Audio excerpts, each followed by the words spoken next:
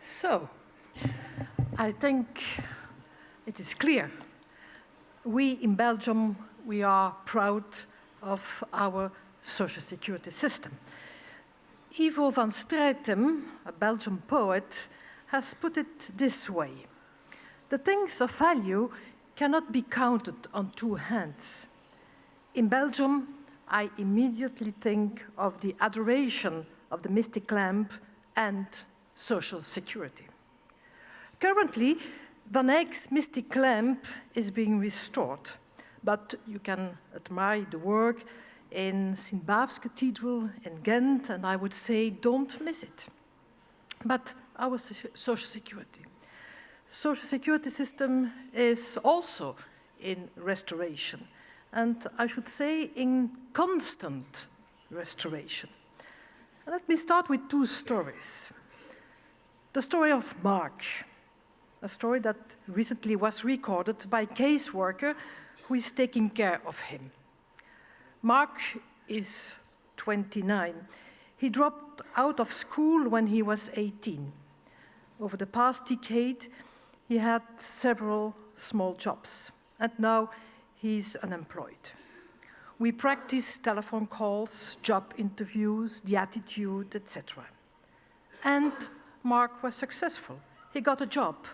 Mark is very happy, waking up with a smile and coming home singing. But a few months later, it turns out that the employer was in great financial difficulty. Mark was never paid. He must ask for advances from the Public Center for Social Welfare. He is once again looking for a job.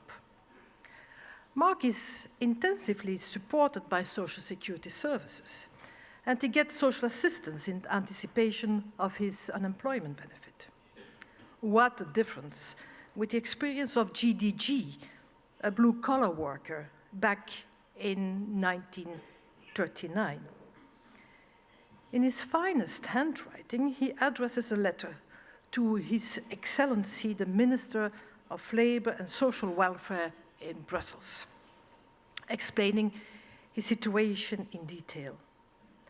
I have nothing left and no chance to find a job. Now comes a time of pure misery, gradually letting go of objects we were deeply attached to, clothing and our wedding rings, then finally running into debt with nothing left but a bleak future. The story of this unfortunate blue-collar worker was not an isolated case, far from it. During the 30s, there were hundreds of thousands uninsured, unemployed people living in misery. Through numerous visible and invisible ties, they were closely interwoven with the complex tapestry of the world economy. The absence of social security here and elsewhere was certainly an important element that contributed to the cataclysm that would erupt a year after GDG's desperate letter. Today, and not always without reason, we tend to draw parallels with the pre-war period. But the stories of Mark and GDG point to at least one big difference, and that is social security. In the 30s, only half of the employees had social insurance.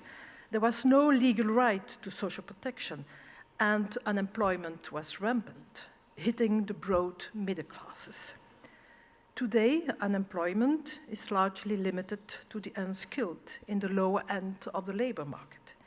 Mark is entitled to social security, and he gets guidance and support.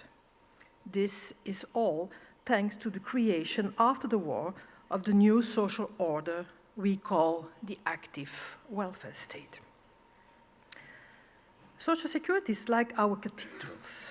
It is a complex but solid monument, a monument of protection and societal stability, closely interwoven with Belgium's social and economic history. It provides not only social protection, but also, in a broader sense, societal security. It protects individuals and their families against what Lord Beveridge called the 5 giants on the road of reconstruction: want, disease, ignorance, squalor, and idleness.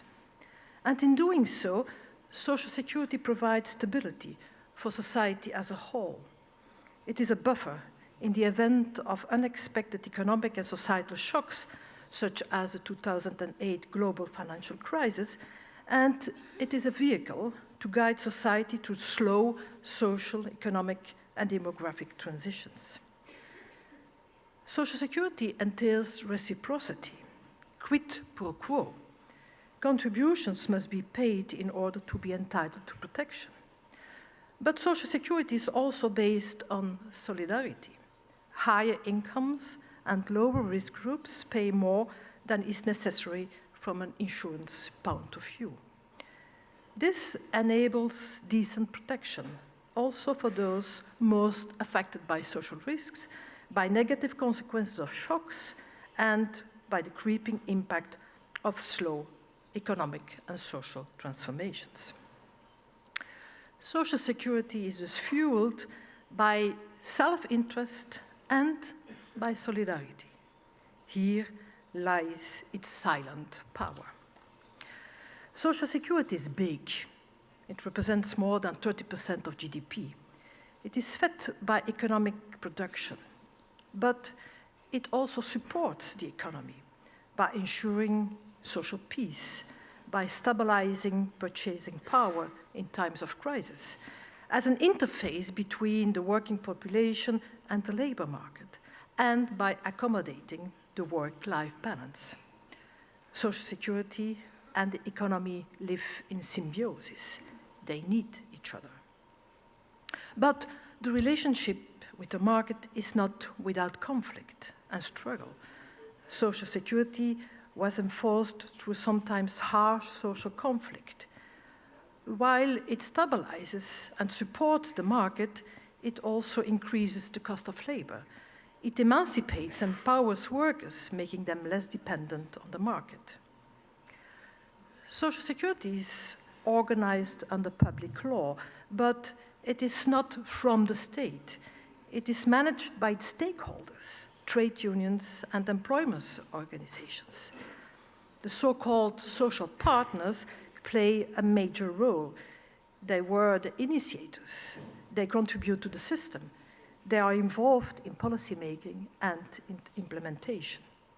This governance structure gives social security a broad and stable societal basis. Social security is full of contradictions and tensions. It emancipates, but it also structures society and people's lives. It protects against social risks, but sometimes it also causes and maintains social risks. Moral hazard is difficult to fight evil. Social security is the single most important buffer against poverty.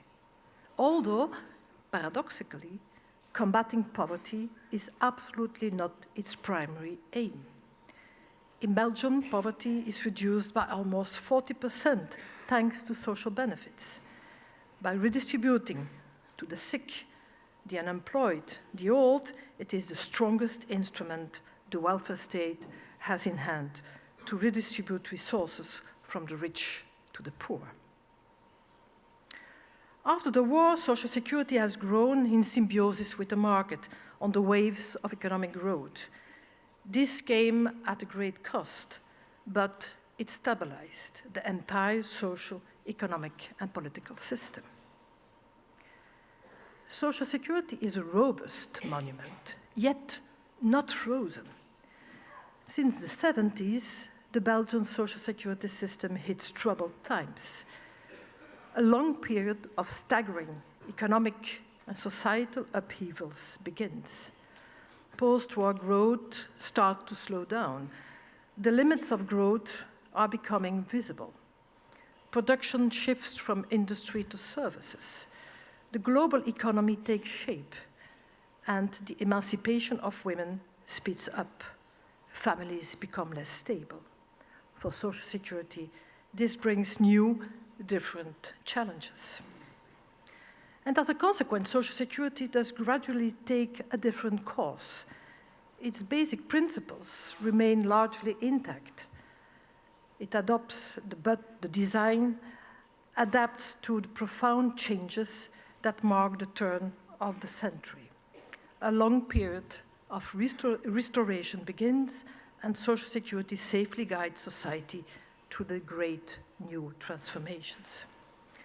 The role of the state becomes more sizable, not at least because more public funding is needed in order to cover new social risks and higher expenditures. The focus shifts from protection to prevention and activation. Social security receives a new mission: prepare and prevent, not only repair; activation, not only protection. Social security also facilitates women's emancipation. In order to meet the new social risks associated with the growing female labor force participation, new benefits are devised, such as parental leave and the care insurance. Aging, new and more expensive medical technologies are also leading to a steady increase in spending. Pensions and healthcare already account for about 70% of total social security spending. As a result, social security today is now working harder than ever before. Spending has never been as high as today, and this is a price for the safe guidance through the major transitions we experienced in the past 4 decades. And now, again, once again, social security must be restored to pilot society through the new major transformations that are ahead of us. Climate change, digitalization, migration, aging. Poverty is increasing, especially among children and among households who are most dependent on social security. And this is disappointing, disquieting, because it puts stress on the capability of society to cope with the deep transformations. Lord Stern quite rightly said that the most important challenges we face is overcoming poverty and managing climate change. If we fail on one, we will fail on the other. Social security has a new role to play. And let's go back to the story of Mark.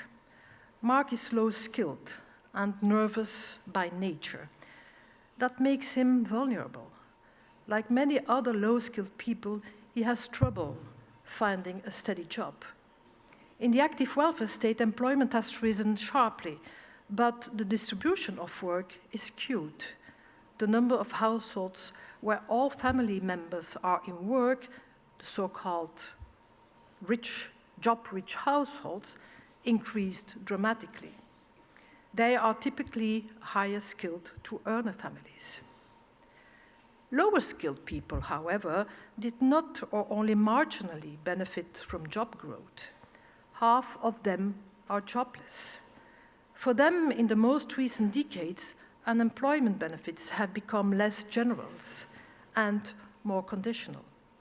Mark has to make ends meet with an income that is lower than the poverty line. It becomes difficult for him to pay for rising housing and healthcare costs, energy and water bills. The result is a deep social cleavage between the job-rich families on the one hand and job-poor families on the other, between the haves and the have-nots. The former are those who can keep pace with today's complex society and the new economy, those who work hard and pay taxes and social contributions. The latter are those who have lost touch with the new economy and have, therefore, become dependent on social security. The losers are blamed, disciplined, and sometimes insulted by the complexity of social protection systems. The winners complain about too high a tax burden. This new divide has created major political tensions, tensions that deeply disturb the universal call to end poverty, protect the planet, and ensure that all people enjoy peace and prosperity by 2030. This urges social protection to action. Belgium's social security system has never been based on a blueprint of a closed future. It has grown slowly, from the bottom up, constantly seeking new balances in a context of ever-changing tensions, in continual restoration. A new era of restoration and reimagination has begun. And once again, social security, both here and elsewhere in the world, is part of the solutions for the great challenges facing humankind. More and better social security is needed to make the climate change and climate transition possible, to navigate through the digital revolution, to distribute fairly the aging cost, to protect the most vulnerable, and to reap the benefits of progress, economic progress, social progress, all together. Thank you.